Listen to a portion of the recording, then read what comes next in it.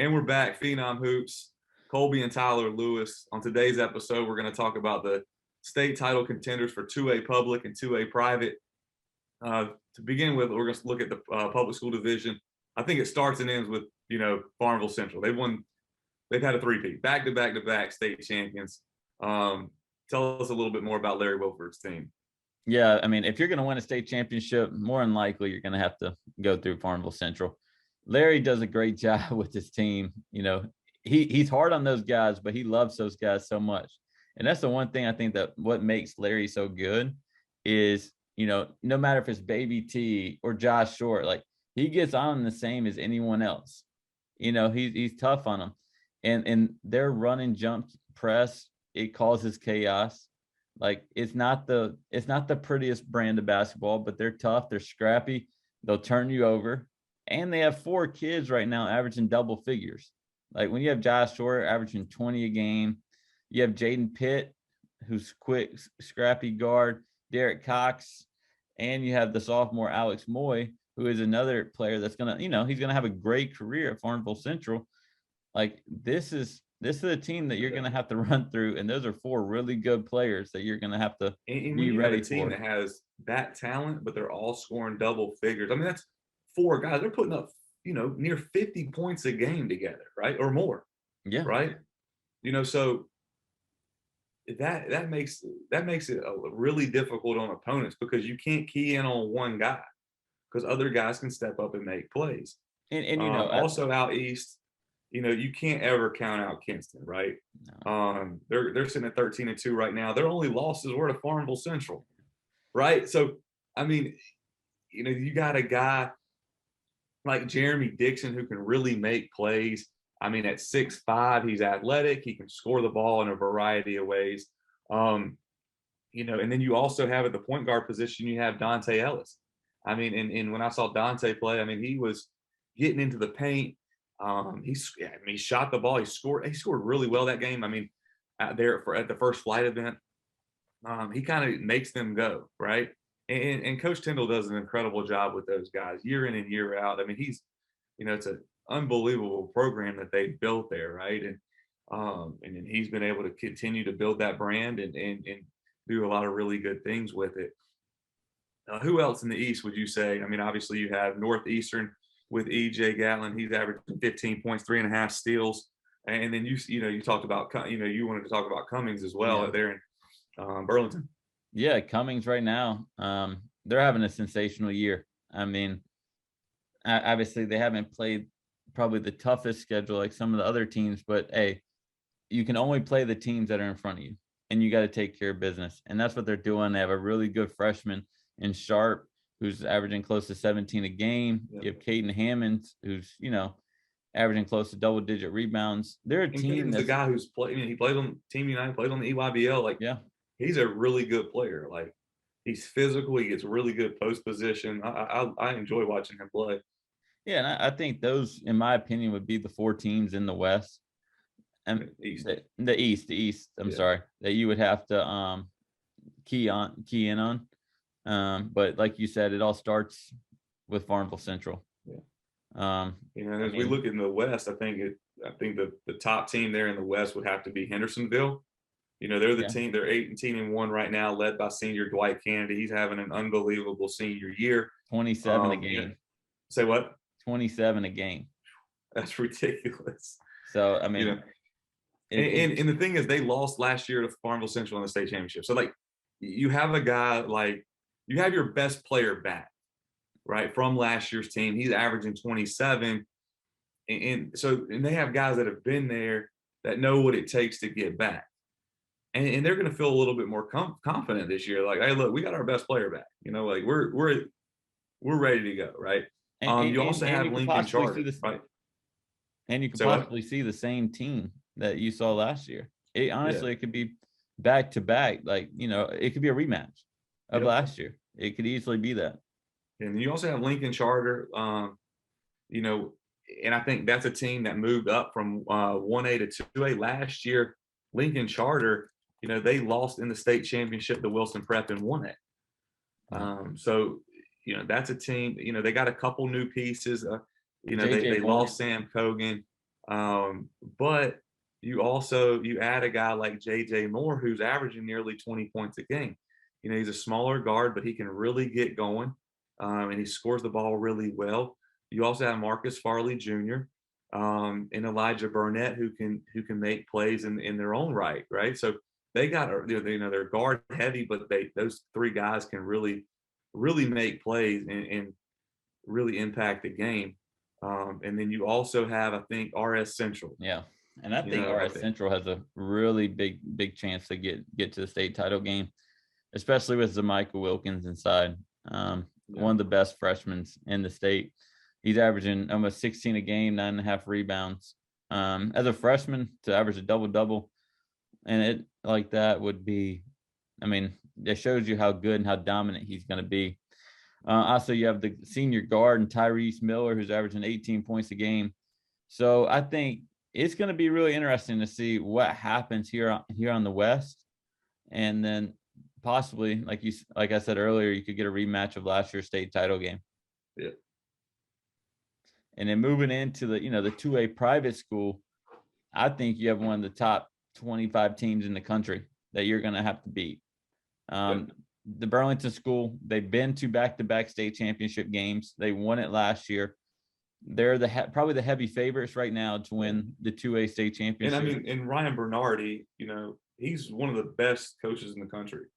Yeah, he does an unbelievable job, right? I mean, I went to their practice, and it was one of the best practices I've seen. He treats it like a college program, honestly. Oh, for sure. Like, the way they talk, Caleb, one of their assistants, was a manager when I was coaching at Elon, and the energy he brought every day, he brings it every single practice and every single game to that. And that carries over to how those guys play. I mean, they're on the bench cheering their guys on. They're over there beating on the walls, and it's they're crazy. just getting, especially when it's a COVID situation where they've had some games where there's no fans. They're over there creating their own energy, and not a lot of other teams are able to match that all the time, right? And when you combine like one really good coach, and they have probably the most talent of any private school team in the state, right? Regardless of division. I mean, they're talented. They got some really high level guys. They're athletic, and they play extremely hard, right? They should have beat Oak Hill at Oak Hill. Let's just call it how it is. They should. I mean, up to at the free throw line with 17 seconds to go, and then obviously missed the free throw. Oak Hill comes down, gets fouled on a shot. They go to the line, make the first, miss the second, tip in, lose by 1. But I think they're the heavy favorite. I mean, they have good guard play. Kobe George, Zion Walker, Shane Peterson, the big shot maker. Avion Penner's having a great year. Michael Nwoko, and then you bring in players off the bench who are just, they're great role players who will start on a lot of other teams. Yeah. They're going to be really tough. I mean, and to beat them, you're going to have to play your best game. You're going to have to be knocking shots down on all cylinders. You're going to have to be clicking, right? And some other teams that I think are really good. Obviously, Trinity Academy there in Raleigh, led by Noah Ross and Sam Perez, the seniors, going to Wilmington and High Point. Those guys are really talented players. Noah's having, player of the year type year, right? They just knocked off Greensboro Day at Greensboro Day. He makes them go. He's athletic. He can knock down shots, and he rebounds the ball really well. But they also execute. They don't have the size and the inside that some of these other teams do, but they have guys who can make shots. Kevon Vanderhorst can really make plays off the bounce. And then you got, junior guard Trevor Barrett who knocks down shots. He's just a tough, scrappy guy, right? He against Greensboro Day, he draws 2 charges. Then he had 2 more steals and probably forced a couple other turnovers. He was just all over the court. He was a difference maker in that game for them. I mean, not a lot of teams are going to have 3 Division I level players at the high school level. I mean, Noah Ross, UNCW, Sam Perez, High Point, and Kevon has multiple Division I offers. And like you said, they have 2, I think 2 really good role players in Trevor Bear, who's tough as nails, and Zach Sloan, who's really good. That made some big shots as well in that Greensboro Day. I mean, he had a big 3 in the Greensboro Day game and came up with some timely steals and plays. And you also got to, I think Gaston Day is definitely in that mix. Coach McAllister has done an unbelievable job. They're sitting at 21-2 right now. Senior point guard Chris Britt just picked up multiple offers. He's, you look at him, he's not the tallest guy in the world, but he's strong, he's quick, he gets in the paint.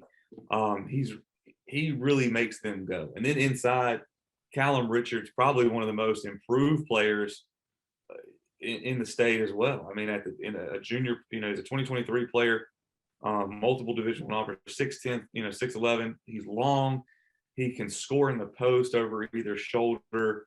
And one thing I love about Callum right now is he's playing so much more physical. He has a lot more confidence, and I think his recruiting is definitely starting to take off. And I think, coaches really got to get on this guy right now, because he's the type of guy who could really blow up here over the next, spring and summer as well.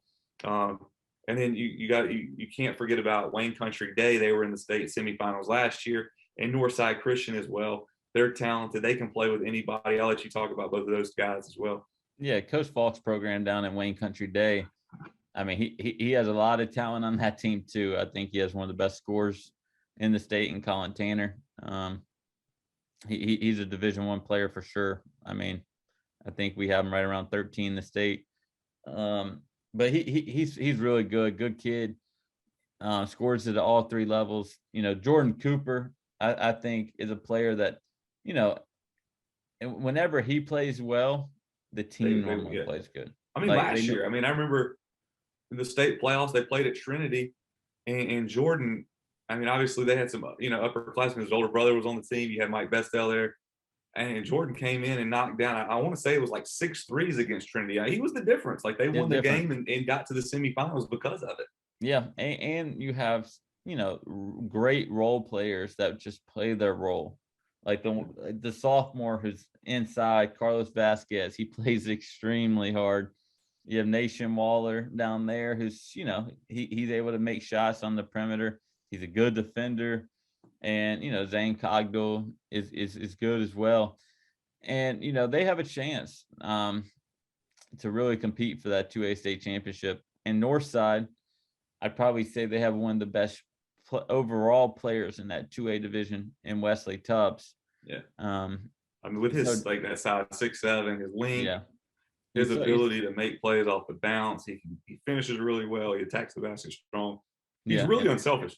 Really unselfish. Does a really good job of finding players. The one thing I love about him, and then on the defense end, he really gets after it. The one thing I love about him, and sometimes he's his own worst enemy sometimes, but his energy is so high up here. Like, you kind of have to calm him down. I would rather have that issue than his energy be right here, and I have to bring him up every single day. And I think that goes for a lot of college coaches. Like, you'd rather have a guy who's jacked up to 100 all the time and playing as hard as he possibly can. And they'd rather have that, because you don't have to coach effort with a guy like him. No. And then you just have a lot of other guys. Daniel Labamba is such a different. He's one of the best defenders in the state. He can really guard. He's tough as nails. Michael Mitchell at point guard really does a good job of facilitating and finding guys. And then you have guys on the perimeter who can make shots. You get Sam Cogan transferred in. He can really shoot it. And he can also he's a threat off the bounce. He can attack those closeouts and make plays. And you have Antonio Perkins, who's another guy with good size who can make shots and impact the game on both ends of the floor. Yeah, and we kind of hit the top 5 teams, and with those teams, they all have a chance to win the 2A state championship. Yep. And I mean, Coach Hatch has won state championships where he's been. Like, Ryan's won state championships. Falk has won some state championships. Like, all these, and Coach McAllister does a great job. Like, these teams are really, really well coached. And obviously it comes down, players will have to win the games on the court, but these coaches are going to have a major role in the impact of the game as well. Yeah. Well, that'll do it for, running through the 2A public and private. Next time we're going to talk about 1A public and private, see who the state title contenders are in those divisions. We'll see you guys again soon.